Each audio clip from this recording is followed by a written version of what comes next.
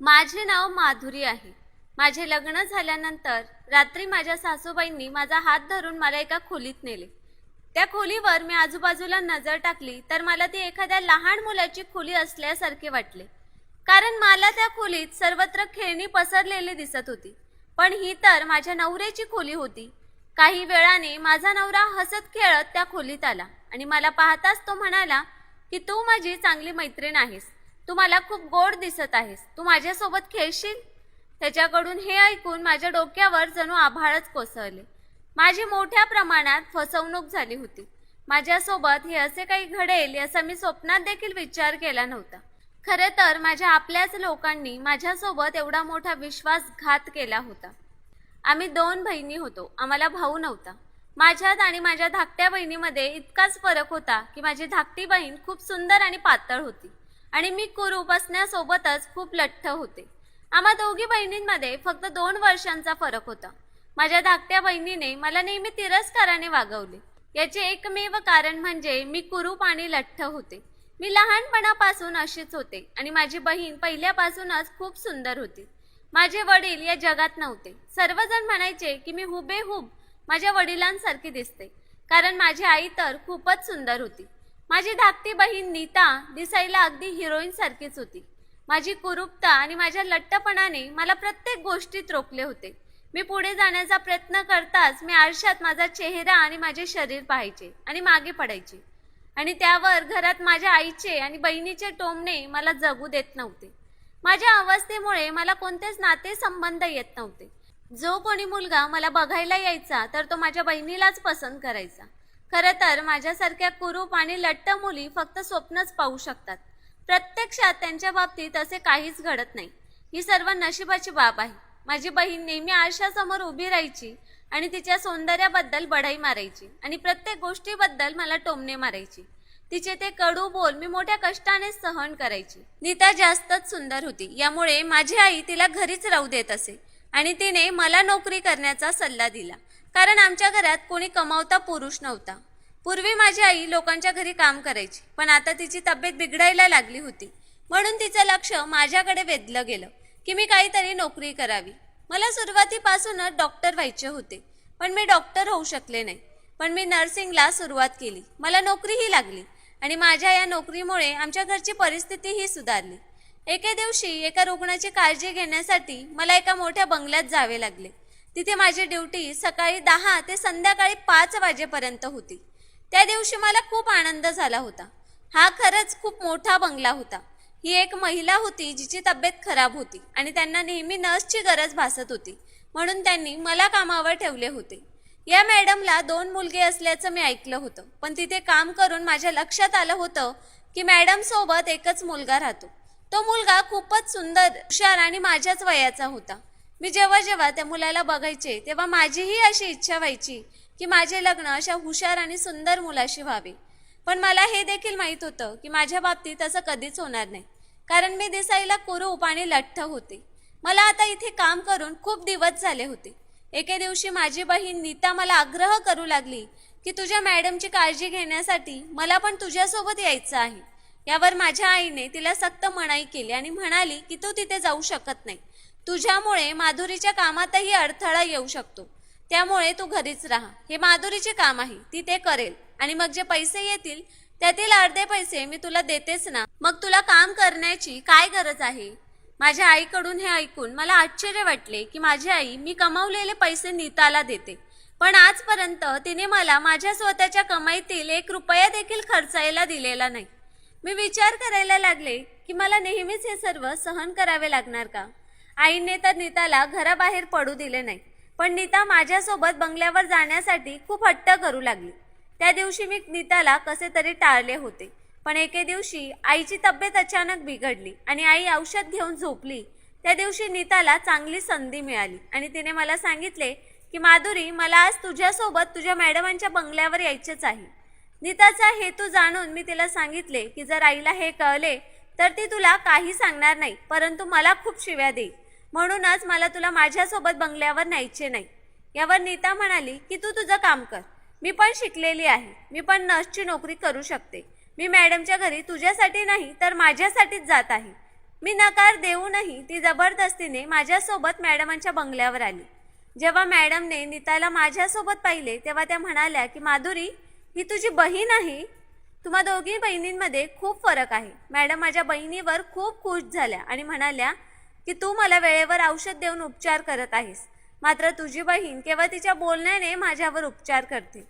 मॅडमला नीता खूप आवडली. आता माझी बहीण रोज माझ्यासोबत मॅडमच्या बंगल्यावर येऊ लागली. तोपर्यंत माझी आई रोज औषध घेऊन झोपत होती. खरं सांगायचे तर ती मॅडमांच्या वैयक्तिक आयुष्यात ढवळाढवळ करू लागली होती. मी तर तिथे फक्त नर्स म्हणून काम करत राहिले, पण नीताने मॅडमांच्या घरची आणि कुटुंबाची प्रत्येक गोष्ट नीट जाणून घेतली होती. कारण मॅडम माझ्या बहिणीशी सर्व गोष्टी शेअर करू लागल्या होत्या. जेव्हाही माझी बहीण मॅडमच्या घरून यायची तेव्हा ती खूप आनंदी दिसायची. पण आता ती रोज शांत शांत राहू लागली होती आणि माझ्यासोबत मॅडमच्या बंगल्यावरही अगदी शांतपणे जायची. मी तिला या सगळ्याचं कारण विचारलं तेव्हा तिने काहीच उत्तर दिलं नाही. मला आता नीतावर संशय येऊ लागला होता. मग एके दिवशी माझी नजर नीतावर पडली. ती बंगल्याच्या कोपऱ्यातल्या खोलीत बसली होती, तर तिच्यासोबत खोलीत आणखी कोणीतरी व्यक्ती हजर होता. मला इथे काम करून खूप दिवस झाले होते, पण आजपर्यंत मला कोणत्याही खोलीत जाण्याची परवानगी नव्हती.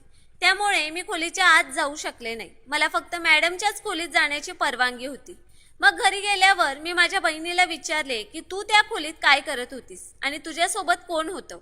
यावर ती म्हणू लागली की प्लीज माधुरी, तू तुझ्या कामाशी काम ठेव. मला जे पाहिजे ते मी करू शकते. या सर्वांशी तुला काय करायचं आहे. तिच्या या बोलण्यावर मी हैराण झाले आणि तिला म्हणाले की तू मला नाही सांगितलं तर मी या सर्व गोष्टी आईला सांगेन की तू गुपचूप माझ्याबरोबर मॅडमच्या बंगल्यावर येतेस. माझे म्हणणे ऐकून ती भीतीने थरथर कापू लागली. कारण आईला हे कळले तर आई तिला ओरडेल हे तिला चांगलेच माहीत होते. ती म्हणाली प्लीज माधुरी, असं करू नकोस, मी तुला सगळं सांगते. मग तिने मला जे सांगितलं ते ऐकून माझ्या कानांवर विश्वासच बसत नव्हता. मी नीताला विचारले की तू हे सर्व काय बोलत आहेस. तू असे काही करू शकतेस असे मला कधीच वाटले नव्हते. तुला हे देखील माहीत आहे की जर आईला हे कळले तर तिला किती त्रास होईल. कृपया असे करू नकोस. यावर नीता म्हणू लागली की बघ, मी स्वतः काही केले नाही. त्या मुलानेच मला कॉल केला होता आणि मी तिथे गेल्यावर तो म्हणू लागला की तो माझ्यावर प्रेम करतो. मग मी काय करू. मी त्याला माझा मोबाईल नंबर देखील दिला आणि सांगितले की मी संध्याकाळी फ्री आहे, म्हणून तो मला संध्याकाळी कॉल करतो आणि आम्ही रात्री मेसेजद्वारे बोलतो. नीताचे हे शब्द ऐकून माझे संपूर्ण शरीर थरथरू लागले. माझी बहीण अशी आहे हे मला माहीत होतं. तिच्या सौंदर्याची कोणी प्रशंसा केली तर तिचे मन गगनाला भिडते. त्या मॅडमच्या मुलानेही माझ्या बहिणीचे कौतुक केले असेल, त्यामुळेच माझी बहीण त्याच्या बोलण्याने आकर्षित झाली. आता माझी बहीण नीता रोज माझ्यासोबत बंगल्यावर जायची.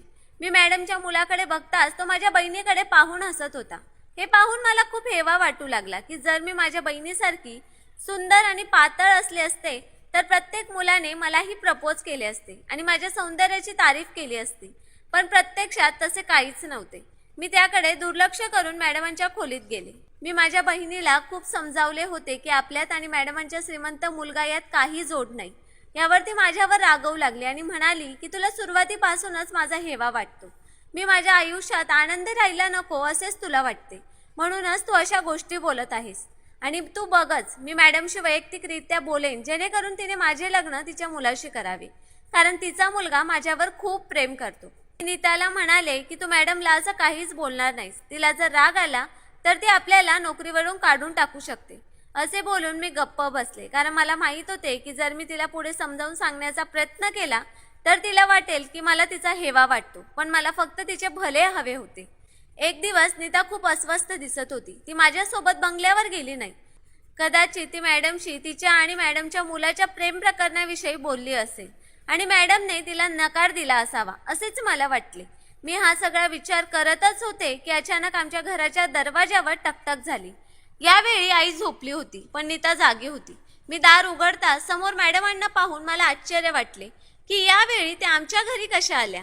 मी जेव्हा नीताचा चेहरा पाहिला तेव्हा नीताचा चेहरा आनंदाने फुलला होता. मॅडम घरात आल्यावर त्या माझ्याकडे मोठ्या प्रेमाने पाहू लागल्या. मग नीताने पटकन जाऊन आईलाही उठवले. मॅडमने आईसमोर माझे खूप कौतुक केले. मॅडमने आईला सांगितले की माधुरी माझी खूप काळजी घेते आणि त्यामुळेच मी लवकर बरी झाले. मॅडम अशा अचानक आमच्या घरी आल्या याच्या आईलाही खूप आश्चर्य वाटले होते. काही वेळ बोलून झाल्यावर मॅडम आईला म्हणाल्या की ताई, तुमच्या दोन्ही मुली खूप चांगल्या आहेत, म्हणून आज मी माझ्या मुलासाठी तुमच्या मुलीचे नाते मागायला आले आहे. हे ऐकून आम्हा सर्वांना आश्चर्य वाटले. माझी आई मॅडमला म्हणाली की पण मॅडम, तुम्ही माझ्या कोणत्या मुलीचं नातं मागायला आलात? मॅडमने माझ्याकडे पाहिल्यावर माझे तर भानच हरपले. मॅडमने माझ्याकडे खूप प्रेमाने पाहिले आणि म्हणाल्या की मी माझ्या मुलासाठी तुमची मोठी मुलगी माधुरीचे नाते मागायला आले आहे. हे ऐकून आधी आईला काळजी वाटली, तर दुसरीकडे माझी बहीण खूप बेफिकीर होती. तिच्याकडे बघून असे वाटत होते की जणू तिला हे सर्व काही माहीत आहे. आणि ही गोष्ट मला खूप हैराण करत होती, कारण मला वाटले होते की माझ्या बहिणीला हे सर्व अजिबात आवडले नसेल. माझ्या आईने हे नाते मान्य केले आणि अशा प्रकारे मॅडमच्या मुलासोबत माझे नाते निश्चित झाले आणि तो माझ्या आयुष्यातील सर्वात आनंदाचा दिवस होता. पण मला हे माहीत नव्हते की हा माझ्या आयुष्यातील सर्वात आनंदाचा दिवस नाही, तर सर्वात वाईट दिवस होता. माझ्या लग्नाची तयारी चालू होती आणि मला माझ्या भावी नवऱ्याबद्दल विचार करून आनंद वाटत होता, कारण मला मॅडमांचा मुलगा आधीच आवडला होता. नीता ही माझ्या नात्यामुळे खुश होती, त्यामुळे मी बेफिकीर झाले होते आणि मलाही आता माझ्या बहिणीवर आक्षेप नव्हता. माझ्या लग्नासाठी ती खूप शॉपिंग करत होती. मग काही दिवसांनी माझ्या लग्नाचा दिवस पण आला होता. नीता ही खूप खुश होती. खरं तर नीतानेच मला तयार केलं होतं आणि मग मॅडमच्या मुलाशी माझं लग्न झालं. लग्नाच्या रात्री मॅडम मला माझ्या खोलीत घेऊन गेल्या. तेव्हा ती खोली पाहून मी आश्चर्यचकित झाले आणि खोलीकडे डोळे विस्फारून पाहत राहिले, कारण ही खोली तर नवविवाहित वधूची नसून एका लहान मुलाची खोली आहे असेच वाटत होते. आणि मी विचार करत होते की मला या लहान मुलाच्या खोलीत का आणले आहे. ही खोली सगळीकडून लहान मुलांच्या खेळण्यांनी भरलेली होती. मला समजत नव्हते की मॅडम मला माझ्या खोलीत का घेऊन जात नाहीत. मी अत्यंत अस्वस्थ नजरेने मॅडमकडे पाहिले आणि विचारले की ही खोली कोणाची आहे. यावर मॅडम म्हणाल्या की तू आता याच खोलीत राहशील. मी म्हणाले, पण मॅडम, मला माझ्या नवऱ्यासोबत राहायचे आहे. माझे हे ऐकून मॅडम हसायला लागल्या आणि म्हणाल्या, माधुरी, ही तुझ्या नवऱ्याचीच खोली आहे. हे ऐकून माझ्या कानांवर विश्वासच बसेना. मी पुन्हा या खोलीभोवती डोकावू लागले. सगळीकडे मला लहान मुले वापरत असलेली खेळणी आणि वस्तू दिसत होत्या. मला अस्वस्थ पाहून मॅडम म्हणाल्या, हे बघ, मनावर जास्त दडपण आणू नकोस आणि शांतपणे नववधूप्रमाणे या बेडवर बस. काही वेळाने तुझा नवराही येईल, मग तुला तुझ्या सर्व प्रश्नांची उत्तरे मिळतील. मग मी पण घुंगट घेतला आणि निरागसपणे बेडवर बसले. मॅडम रूम सोडून गेल्या होत्या आणि मी माझ्या नवऱ्याची वाट पाहू लागले. मग काही वेळाने खोलीच्या दारावर टकटक झाली. माझे हृदय वेगाने धडधडत होते आणि मी पटकन व्यवस्थित बसले. माझा नवरा खोलीत येताच माझ्या जवळ येऊन बसला आणि त्याने पटकन 2-3 खेळणी उचलली आणि ती सगळी बेडवर पसरवली आणि खेळू लागला. माझ्या पतीची अशी कृती पाहून मला धक्काच बसला. मी विचार करत होते की तो लहान मुलासारखा का वागतोय. एखाद्या निरागस मुलाप्रमाणे तो छोटी गाडी चालवत होता. मी पटकन घुंगट वर केला आणि नवऱ्याकडे बघितले.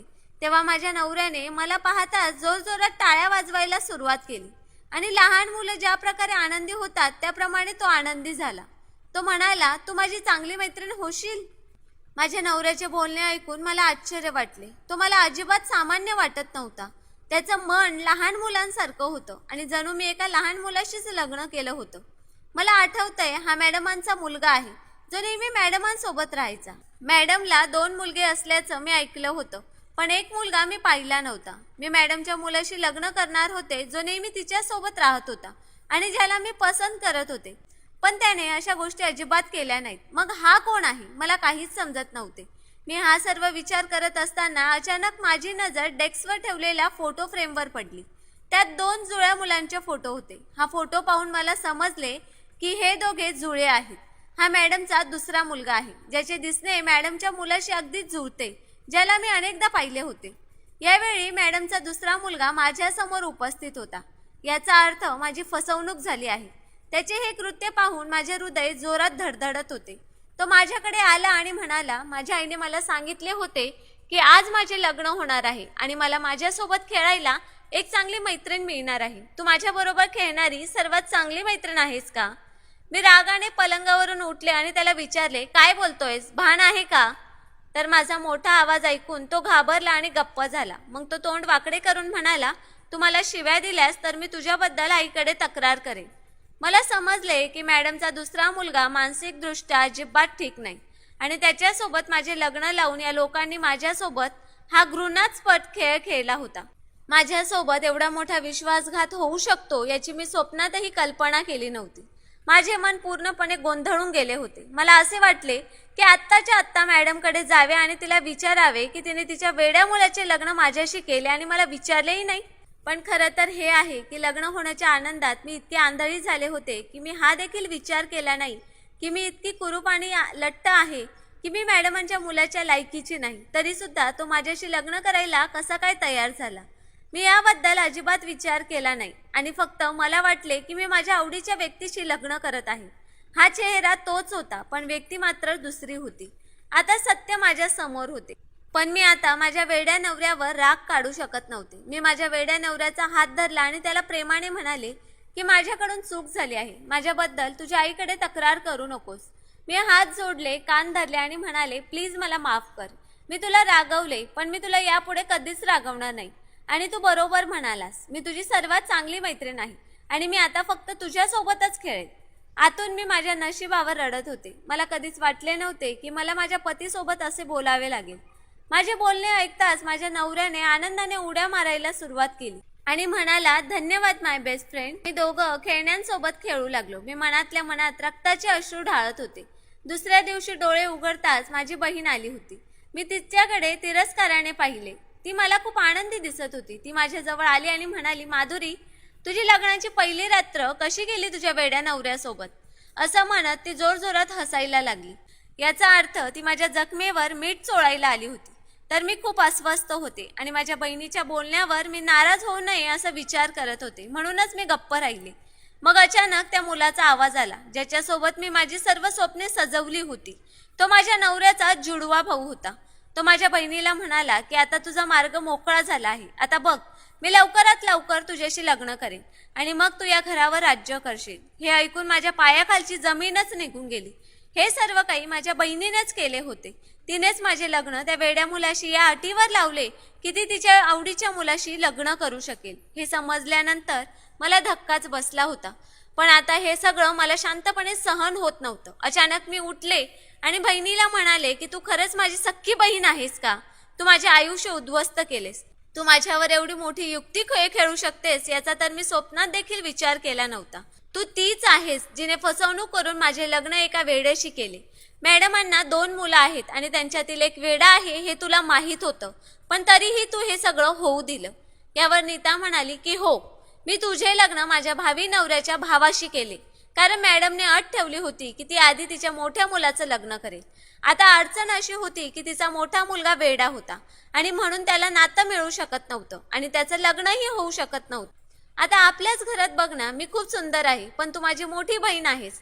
तू इतकी कुरूप आणि लट्ट आहेस त्यामुळे तुझ्यासाठी नातं येत नाही आणि तू मोठी असल्यामुळे आई माझं लग्न करू इच्छित नाही. पण मला खूप लवकर लग्न करण्याची इच्छा आहे. मला सुरेश आवडतो.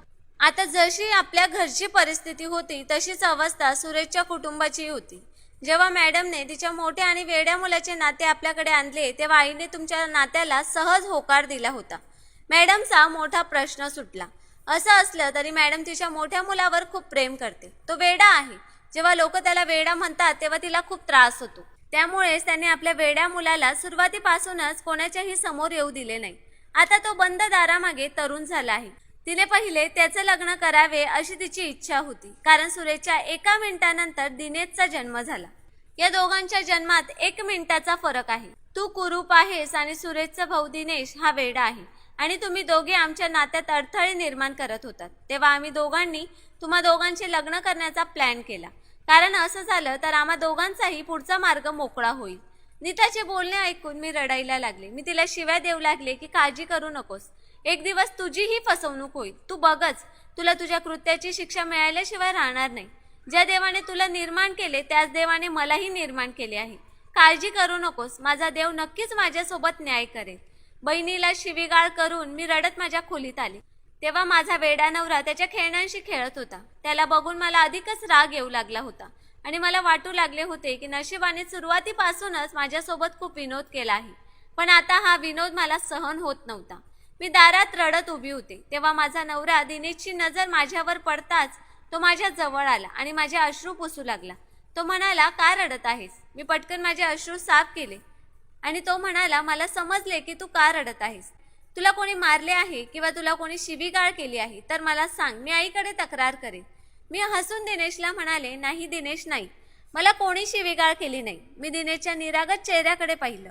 तो अगदी लहान मुलांसारखा दिसत होता. त्याचे वय 26 वर्ष होते, पण त्याच्याकडे पाहून कोणीही म्हणू शकत नव्हते की तो 26 वर्षांचा तरुण मुलगा आहे. मी दिनेशला म्हणाले की दिनेश, मला तुला एक गोष्ट विचारायची आहे. तर तो म्हणाला, हो हो विचार. मी म्हणाले, दिनेश तुला मी आवडते का? मी इतकी वाईट आहे का की माझ्या बाबतीत नेहमी वाईट गोष्टी घडल्या पाहिजेत? यावर दिनेश म्हणाला, खरं सांगायचे तर तू सर्वोत्कृष्ट आहेस, अजिबात वाईट नाहीस, तू खूप चांगली आहेस, तू जगातील सर्वात सुंदर मुलगी आहेस. ज्या पद्धतीने तू माझ्याशी प्रेमाने बोलतेस ना, माझ्या आईशिवाय माझ्याशी असे कोणीच बोलत नाही. त्याचे हे बोलणे ऐकून माझ्या डोळ्यात पाणी आले, कारण तो आज माझे किती कौतुक करत होता. यापूर्वी कोणीही माझी अशी प्रशंसा केली नव्हती. तो मला म्हणाला, अरे तू पुन्हा रडायला लागलीस. त्याने मला टिश्यू दिला आणि माझे अश्रू पुसायला सांगितले. माझे संपूर्ण आयुष्य असेच जाणार आहे याचा मला पश्चाताप होत होता आणि मी विचार करू लागले की कदाचित माझ्या आयुष्यात आणि दिनेशच्या आयुष्यात काहीच फरक नाही. जग त्याला वेडा आणि मला कुरूप म्हणते. हळूहळू माझा तोच वेडा नवरा मला खूप उपयोगी पडू लागला. तो माझी खूप काळजी घ्यायचा, माझ्याशी खूप छान बोलायचा. एके दिवशी माझा नवरा मला म्हणू लागला, तू एवढी नाराज का आहेस? तुला असं नाराज पाहून मीही नाराज होतो. तू माझ्याशी का बोलत नाहीस? तू माझ्याशी सर्व गोष्टी शेअर कर. हे ऐकून मला आश्चर्य वाटले. मी त्याला वेडा समजायचे, पण तो तर अगदी सामान्य माणसासारखा बोलत होता. मग मी भावूक झाले आणि त्याच्याशी माझे लग्न कसे झाले याबद्दल माझी संपूर्ण कहाणी त्याला सांगितली. तेव्हा तो बोलू लागला की या सर्वांमध्ये तुझ्या बहिणीचा दोष नाही, माझ्या भावाचीच चूक आहे. तो माझ्याशीही असेच करतो, तो खूप घाणेरडा आहे. मी म्हणाले, तुझ्या भावाने तुला काय केले? त्यानंतर त्याने जे काही सांगितले ते ऐकून तर मला आश्चर्य वाटले. तो म्हणाला की माझा भाऊ मला औषधं देतो, म्हणतो तू माझ्यासारखाच बरा होशील. मला ते औषध घ्यायचे नसते, पण तरीही तो मला औषध घ्यायला भाग पाडतो आणि औषधाने मला काही फरक पडत नाही. तू आलीस तेव्हापासून भाऊला खोलीत यायची संधी मिळत नाही, पण तू कुठल्या कामात व्यस्त झालीस तर भाऊ मला औषध देतो. मी त्याला म्हणाले, दिनेश तुझा भाऊ तुला कोणते औषध देतो? तू मला ते औषध दाखवू शकतोस का? तेव्हा तो लगेच त्याच्या कपाटाजवळ गेला आणि औषधाची पिशवी उचलून माझ्याकडे घेऊन आला. ते औषध पाहिल्याबरोबर माझ्या डोक्यावर आभाळ कोसळले, कारण ती औषधं चुकीची होती आणि अशा औषधांमुळेच माझा नवरा मानसिकदृष्ट्या कमजोर होत होता. मी विचार करत होते की सुरेश माझ्या नवऱ्यासोबत असे का करत आहे. याचा अर्थ ज्या प्रकारे माझी बहीण माझ्या आयुष्याशी खेळली होती त्याच प्रकारे दिनेशचा भाऊही त्याच्या जीवाशी खेळत होता. आता मी ठरवले होते की मी सत्य शोधून काढेन. मी दिनेशला सांगितले की ही औषधं चुकीची आहेत आणि तुझा भाऊ या औषधांनी तुला दिवसेंदिवस वेडा बनवत आहे. माझे बोलणे ऐकून दिनेशच्या डोळ्यात पाणी आले. त्याने मला सांगितले की आपण आईला याबद्दल सांगू. तेव्हा याबाबत मी माझ्या सासूबाईंना सांगितले. तेव्हा त्यांना हे ऐकून धक्काच बसला. इतकंच काय तर सुरेश माझ्या पतीला जे औषध देत असे ते औषधही मी त्यांना दाखवले होते.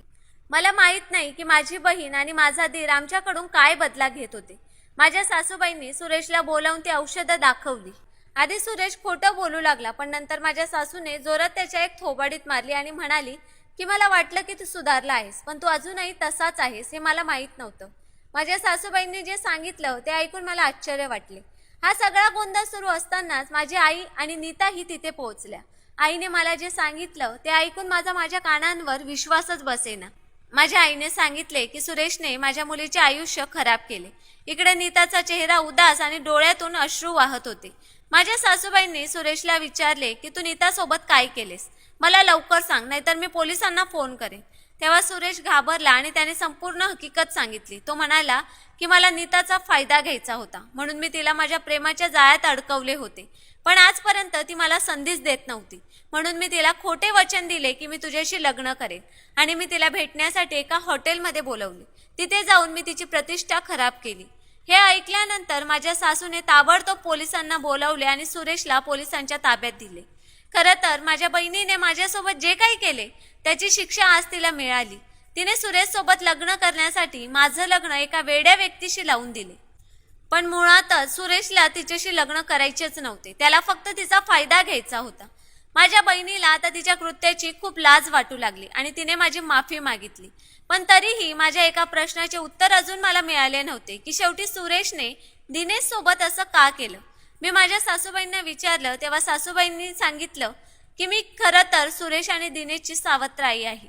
दिनेश पहिल्यापासून वेडा नव्हता. मी सुरुवातीपासून या दोघांवर माझ्या खऱ्या मुलांप्रमाणे प्रेम केले. मी या दोघांना कधी सावत्र मुले मानले नाही. माझे पती मरण पावले तेव्हा त्यांनी दिनेश आणि सुरेशला त्यांच्या हिस्सेची मालमत्ता हस्तांतरित केली होती. पण जसजसा सुरेश मोठा होत गेला तसतसा त्याच्या मनात विचार आला की आपल्या भावाला वेड्यात काढून संपत्तीतील हिस्सा आपल्या नावावर का करू नये. या धूर्तपणामुळे त्याने भावाला अशी औषधं देण्यास सुरुवात केली की ज्यामुळे त्याचे मानसिक संतुलन बिघडले. एकदा मी सुरेशला असे कृत्य करताना पाहिले तेव्हा त्याने माझी माफी मागितली आणि तो पुन्हा अशी चूक करणार नाही असे सांगितले. पण आता त्याने तीच चूक पुन्हा केली. माझ्यासाठी दोन्ही मुलं सारखीच आहेत, पण सुरेश इतका बिघडून जाईल हे मला माहीत नव्हतं की तो आपल्या मोठ्या भावालाही संपत्ती समोर पाहणार नाही. माझ्या बहिणीला तिच्या कृत्याची शिक्षा आधीच मिळाली होती, तर माझ्या सासूबाईंनी सांगितले होते की मी आता सुरेशला पुन्हा कधीच या घरात पाऊल ठेवू देणार नाही. तुरुंगातून सुटून आल्यानंतर मी त्याला त्याच्या हिस्स्याची मालमत्ता देऊन त्याला घराबाहेर हाकलून देईल आणि त्याच्याशी सर्व संबंध संपवेल. आपल्या दोन्ही सावत्र मुलांना खऱ्या आईप्रमाणे वाढवणारी सावत्र आई मी पहिल्यांदाच पाहिली होती. माझ्या बहिणीला तिच्या कृत्याचा खूप पश्चाताप होत होता. दुसरीकडे सुरेशलाही त्याच्या चुकीची शिक्षा तुरुंगात भोगावी लागत होती. मी माझ्या पतीवर एका चांगल्या डॉक्टरांकडून उपचार घेऊ लागले आणि हळूहळू माझ्या पतीची प्रकृती सुधारू लागली. आणि एके दिवशी जेव्हा ते पूर्णपणे बरे झाले तेव्हा मला ज्या प्रेमाची अपेक्षा माझ्या नवऱ्याकडून होती ते प्रेमही मला मिळाले. दिनेशला माझ्या कुरूपपणाबद्दल आणि माझ्या लठ्ठपणाबद्दल कोणतीही तक्रार नव्हती, तर इकडे माझ्या बहिणीला रात्रंदिवस तिच्या चुकीचा पश्चाताप व्हायचा. तिने सुरेशवर आंधळेपणाने विश्वास ठेवला होता आणि सुरेशने तिचा विश्वासघात केला होता. माझी बहीण रात्रंदिवस रडत राहिली. एक दिवस तिच्यासाठीही चांगले नाते आले. माझ्या आईने तिचे लग्न करून दिले आणि माझी बहीण पण आता तिच्या सासरच्या घरी खूप खुश आहे आणि इथे मी माझ्या नवऱ्यासोबत खूप खुश आहे. माझ्या सासूबाईंनी सुरेशसोबत सगळे नाती संपवली होती आणि आम्ही आता आनंदाने राहत होतो. तर मित्रांनो, स्टोरी आवडली असल्यास व्हिडिओला लाईक, सबस्क्राईब आणि शेअर करायला विसरू नका. धन्यवाद.